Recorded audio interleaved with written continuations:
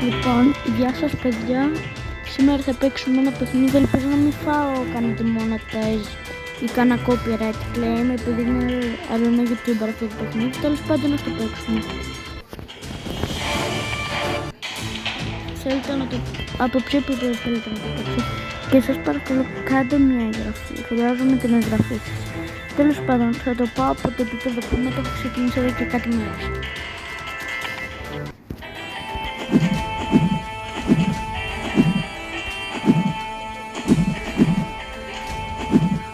Λοιπόν, σε αυτό το παιχνίδι έχεις 3 ζωές και ο σκοπός είναι να μαζέψεις όλες τις μπριζόλες και όλα τα κέρματα που θα βρεις σε κάθε πίστα. Λοιπόν, άμα μαζέψεις όλα τα κέρματα και όλα, θέλω να πάω στην τελευταία πίστα δηλαδή και πέρα σε ένα βιντεάκι για να δω. Εγώ δεν κάνω λεπτά από το YouTube, γι' αυτό με νοιάζουν μόνο οι εγγραφές. Όποιος κάνει subscribe τόσο περισσότερο θα με βοηθάει. Θα βοηθάει το κανάλι να είναι στα trendings. Πρέπει...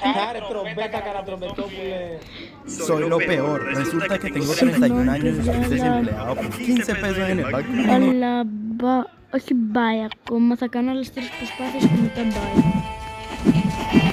Πάμε. Μπορούμε, θέλω να γράψετε όλοι κάτω στα σχόλια, μπορούμε. Θέλω να γράψετε όλοι κάτω στα σχόλια, μπορούμε. Πω, με έφαγε. Open the door, little kitty. Και γράψτε μπορούμε. You don't want me. Έχω πάρα πολύ υπομονή, απλά γράψτε μπορούμε στα σχόλια. Όλοι, όποτε και να το βλέπετε, γράψτε όλοι μπορούμε. Ό,τι ηλικία θέλετε, απλά μπορούμε. Άμα θέλετε γράψτε μπορούμε για να νικήσουμε. Ό,τι έχω 30 μπριζόλες μπορώ να πετάξω την αρχή. Και σε αυτό το παιχνίδι μπορείς να κάνεις και αυτό. Αλλά παιδιά το παιχνίδι είναι το κόζα σήμερα. Συγγνώμη, γιατί εγώ από κάπου πρέπει να βγάλω εγγραφές. Αλλά έχω παρατήσει το YouTube μου όσο να φάσει κατάθλιψης λίγο. Για να αντεχώ μέσα να φάσει κατάθλιψης.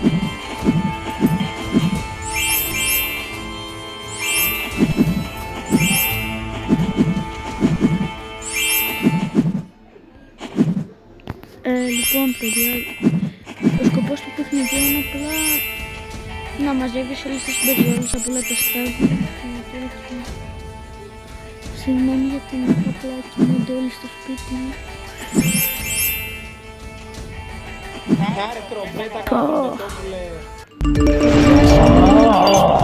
Open the door, little kitty. You don't want me to come?